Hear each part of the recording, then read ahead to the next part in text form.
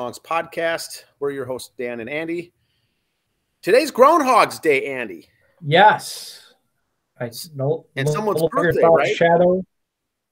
So it's February 2nd, 2023. We're on season 4, episode number 12. This is a songs edition. So music only, albums, songs, tours, anything music related we're going to cover here on the episode today. We're going to do an album review today, Andy. Yes. Now, this one, I knew of them, but I didn't know of the album or much of the band. Here it is. Black and Blue. The debut album from the glam metal band called Black and Blue. Here's the album cover here. This was 1984. So I just got done listening to this one, Andy, and I was pleasantly surprised. It's a glam metal band, recorded 1984, released in August of 1984. It includes the band's only song to chart as a single, Hold On to 18. In 2015, this album, now this kind of shocked me, Andy, but this album on Rolling Stone's 50 greatest hair metal albums of all time came in at number 28. Yeah. Now it kind of looks like Dee Snider there in the front center, but it's not. This is Black and Blue, a good, what I call more of a pure rock band, a metal band. Now, it was recorded in West Germany. And these are the years, the early 80s, when rock and heavy metal was just coming into the forefront. Here's the personnel, and maybe you'll have some information on some of the personnel here, Andy, but Black and Blue is the name of the band. That's also what their name of their album. Jamie St. James, lead vocals. Tommy Thayer, lead guitar. Jeff Whoop Warner on rhythm guitar. Yes, nickname was Whoop. Yep. Patrick Young on bass and Pete Holmes on drums. Any notable names there? Well, you recognize the name Tommy Thayer. Yes. Now with Kiss. And after your bit, I got a little bit on Jamie St. James. Some information on that. Okay. But yes, for those of us into Kiss, the new version of the band, the recent version of the band, the current. Yeah, current's a good word. Is Tommy Thayer, and he's gone back, I don't know, 10, 15 years, but he was originally with Black and Blue, became a big Kiss fan, and got in with them when they started to putting together their box set. Really did a lot of work on the album with Gene Simmons, putting together the Kiss box set. Now, here's the track listings. Song 1, The Strong Will Rock. Song 2, School of Hard Knocks. Song 3 is Auto Blast. Song 4, the most popular song they had, is Hold On to 18. Song 5 is Wicked Bitch. Now, the next song, they did a sweet cover called Action. And then the final 4 songs are Show Me the Night, One for the Money, I'm the King, and Chains Around Heaven. This is, the label was Geffen. They were on Geffen Records, 40 minutes long and 7 seconds. This whole album is considered glam metal and heavy metal. Now, because this came out in 1984, before Guns N' Roses, the Welcome to the Jungle, this song is called I'm the King. If you listen to the lyrics, it says, I'm the king of the concrete jungle. That took note for me, especially because they coined the term concrete jungle in the King of the Jungle long before Guns N' Roses came out with the same kind of a phrase. Did they steal that, do you think, from Black and Blue? Maybe it was influenced. I don't know. But, if you look at the producer for this album, he'd also worked with Scorpions. So he'd done some good stuff. Geffen Records had its 6 years in the middle there where they had some good names. They had some good bands in the metal industry, rock industry like that. So did they all feed off each other? Rob Peter to pay Paul, if you will. Maybe. I've never heard any beef from Black and Blue saying it. But these guys are all pretty humble guys. In fact, when I looked up the other information on the band members, with the exception of Jamie St. James and Tommy Thayer, 2 of the 3 guys didn't even have links on Wikipedia or social media to look up. They're like, this is the band, this is all they did, and they're done. I noticed that there's really not, which, I mean, God bless them. They did their bit. See you bye. Black and Blue did a total of 5 albums. They came out in 84, 85, 86, 88. They pumped them out. And then in 2011, they did another one. But it's like, hey, we did our bit. Here we are. Thanks. It's been fun. See you bye. So I kind of respect them for that, though. I mean, I bet a lot of rockers are probably jealous that they did their albums, they had their 5-6 year run, and they're gone.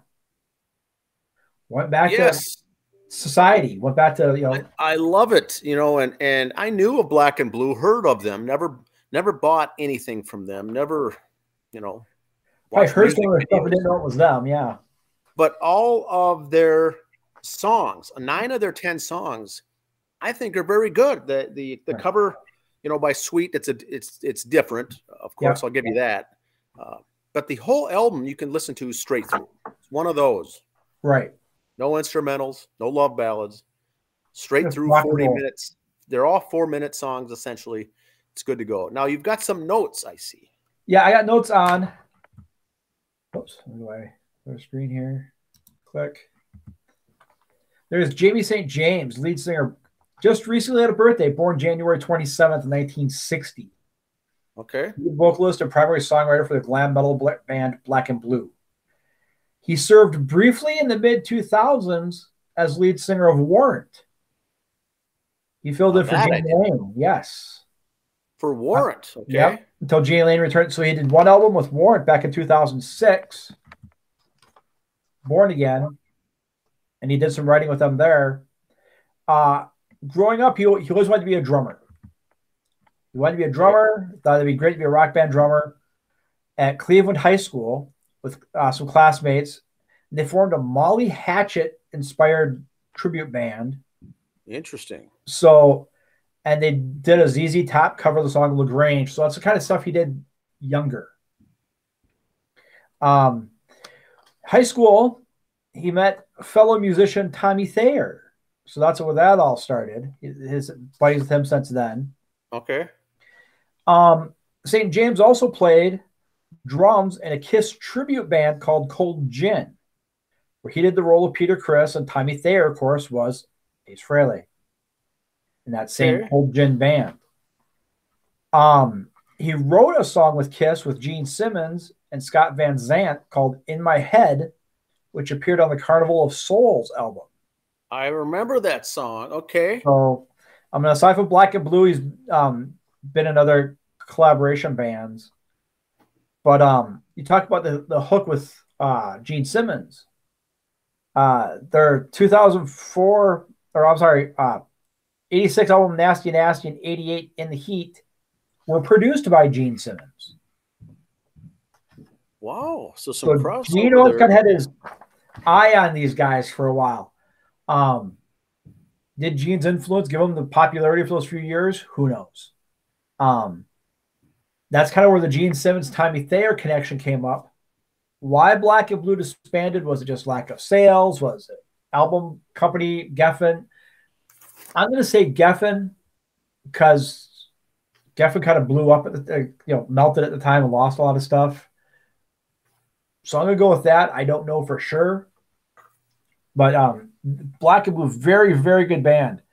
Like I said, they did 5 albums. He's also was in a band called Freight Train Jane. They did an album. Okay.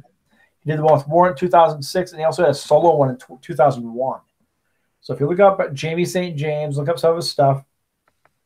Like I said, you said their album was really good rock and roll. That's where I thought he was a great fit in for Warrant on one album. Because Warrant is just, yes, Jani Lane had ballads. Don't get me wrong. Very good songs. I Saw Red is probably my favorite Jani Lane ballad with Warrant. Okay. But their songs are good rock and roll. There's good harmony. There's good, the flows, the guitars, the instrumentals, all go great. So he was a good fit in on that one album. If you had a chance to listen to that, possible note for this spring, we could do that as or album maybe. That's what I got. There's that Warrants Born Again. Maybe we'll might see that one again one day, but that was 2006. So there's that. If you hear that one again. But I do have some other information, Dan. Some concert stuff. Oh, yes. Not too many. I don't have a graphic for it, but again, this weekend, we will be at the Def Legend Heartless concert. Keep an eye on social media for pics and also maybe the police reports too. Excelsior Bay Concert Series. Right there, you see it. They're going to have a Queen tribute band playing down there at the Old Log Theater. Oh, what a great venue for music. Crown Jewel is the name of the band at the Old Log Theater. Now, have they always done this, or is this new? This is new as far as I know, and I don't know how many other bands they got coming in. The Crown Jewel will be the first one there, and that's next Saturday, the 11th at 7:30. So see how that rolls. Maybe that might be another, like the music room, the music in St. Michael, smaller venue, you know, indoor, nice area. See how that goes. And also coming up at the Bowl, as they call it, in Shakopee on the 18th. Main Minneapolis, the darkest hour. Here's your chance, Dan. All right, so that is the 18th. I will be going to this for sure. Yes. So again, watch for more pictures on social media and the police reports that weekend too.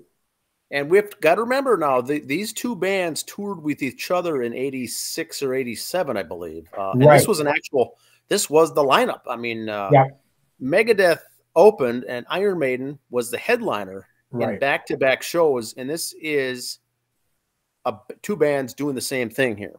Yeah, it's almost the exact same guys in both bands. So it's not a big change up between shows, you know. Oh, is it? Is it mostly the same? I believe so, yeah. They do a lot of work together, these two. They tour together. Their sung members, I think, are both. So, or at least they filled in anyway, at best. Okay, fun. There we go. Rock and Roll Hall of Fame induction candidates came out. Here's the nominees. The ones with asterisks by it are first-time nominees. Willie Nelson, Kate Bush, Missy Elliott, George Michael, Sheryl Crow, A Tribe Called Quest, Iron Maiden, Joy Davidson, A New Order, Cyndi Lauper, Rage Against the Machine, Soundgarden, The Spinners, The White Stripes, and Warren Zevon. Willie Nelson, the Rock and Roll Hall of Fame, I don't know if that's just a thing now because they put Dolly Parton in last year. Who knows? Missy Elliott, no, get her off the list. Don't bother. George Michael did do some stuff in music. I guess I'd have no problem with that. Iron Maiden, about time. They should go in. Cyndi Lauper, I guess she's had a good career. I like Cyndi Lauper's voice. She's good. Soundgarden. I could see both sides of that argument there. Same with Rage Against the Machine. Both had great careers. And you got to do the right sales and marketing to be on this list to start with. And you see, for Maiden, Rage Against the Machine, and Soundgarden, it's not their first time. So one of those three need to get in just to get that off their back. The Spinners, there's your oldies group. Warren Zevon, no, you don't make it in on one song. And the White Stripes, I got the White Stripes. I kind of put them for you, Dan, like in the black and blue. I've heard the name White Stripes. Couldn't name you a song. Yeah, I've probably heard them. I've probably heard songs of theirs, but nothing that jumps out at me. You know, so I can't. They are not Hall of Fame worthy, right? Again, that's look how long it took Kiss to get in there, and look at the sales they had. So it's not really per sales; it's per popularity. Yeah, I have no problem with them being nominated, I guess. Yeah. But White Stripes, this is just a list of nominations. These are 14 bands and artists nominated. Okay. Again, the Willie Nelson one, I'm more interested in. I hear coming up in a couple weeks, they're having a big 90th birthday for Willie Nelson, taking 2 days at the Hollywood Bowl. Take your puns and run with it right there. Willie Nelson and Bowl. The stuff writes itself, Dan. I can't. You throw the salad up there, I'm going to hit it. You know. But awesome. I also heard a little scuttlebutt coming up for the Super Bowl. There's a commercial. Marketing genius. I'm going to drop a little sports on you here because it is a songs related thing too. Super Bowl commercial. Martha Stewart, Snoop Dogg, and Willie Nelson doing a Bic lighter commercial. Solid. Right there, commercial of the year. I don't care what anyone says. That marketing man is a genius. That's a genius. Pay him what he wants. Bic lighter is going to be the top selling commercial for the Super Bowl. Who'd have thunk it? And I don't think they've ever done an ad, have they? Bic lighters, for God's sake. I mean, you gotta need a Super Bowl ad for a Bic lighter, man. Yeah, you know, and you don't need an ad. Yes, you're correct. You don't need that. You don't need that. But the question is, paying out the amount of money to do it for a Bic lighter, it's kind of genius in and of itself. But look who you got doing the commercial for you. I mean, come on. Snoop Dogg, Willie Nelson, and Martha Stewart. Holy cow. It's genius. And I love watching, you know, the Super Bowl with that, with the ads. The game itself should be good. We'll have a preview and everything on that in the next couple of weeks. But boy, the ads are one to look at.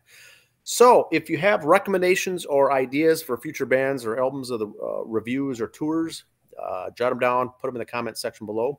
We'll get to them. But today's album review was Black and Blue, 1984. Now keep track. Little contest here for the listeners. Over the next 4 weeks, write down all the albums we review and the bands. Then in March, let us know what they all had in common. What do they all have in common? That's See if you can figure it out. That's your homework assignment. There's a method to the madness for the fans out there. Yes. So see if you can keep up. It's not per se in the review. It's the name of the album and the bands. Those are your two clues, I'll tell you. Go with that. Not, oh, this guy played in all those bands. No, I'll tell you right there. You don't have to go that deep into it. We don't want to go that deep. Now, anything else? We're not that smart to do that. Anything else, Andy, for the music? Anything else that we can think of for this week? You know, really, Rock and Roll Hall of Fame stuff came out. It's kind of it's like a sports Hall of Fame. You're gonna have people complaining and saying about time or who's this person. So now, do they narrow it down to the finalists? Yeah, these just came out, so we'll have our discussions coming up over the next few weeks. Every now and then, we'll see other discussions. You'll see it posted on social media. I like it. Concerts, local bands. If you want to plug your show, feel free to drop us an email. Send it to Connie at sportsandsongspodcast.com. Connie will take care of it. We'll plug and your if you plan on coming out to the Medina Saturday, we'll be there. The show Heartless will open up. It's a Heart tribute band. The main show is Def Legend. Yep. A tribute band to Def Leppard. It's at had them on last week. Yep. 21+ show. And yeah, check the Facebook for some photos and pictures on Twitter. We'll take some shots there while we're there. Have a good week, everyone. See ya.